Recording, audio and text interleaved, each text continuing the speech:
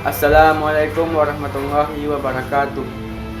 Alhamdulillah, alhamdulillahirabbil alamin, wa bihi nasta'in wa ala umuri dunya waddin. Asyhadu an la ilaha illallah wa asyhadu anna Muhammadar Rasulullah. Amma ba'd.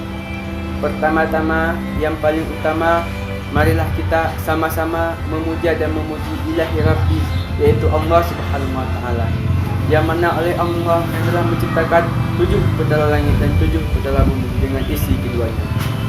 Selawat diiringan dengan salam, tak lupa pula kita sanjung sajikan kepada Nabi besar Muhammad sallallahu alaihi wasallam, yang mana oleh beliau yang telah membawa kita dari zaman jahiliyah sampai zaman Islamiah seperti yang kita rasakan pada saat yang berbahagia.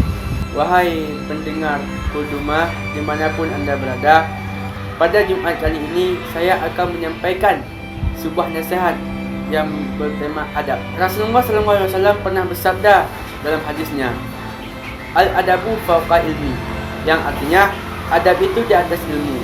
Sekarang banyak orang-orang yang berilmu itu tidak beradab. Orang beradab sudah pasti dia berilmu. Kalau kita ingin berilmu, kita harus dulu beradab, baik di sekolah, di keluarga maupun di mana saja.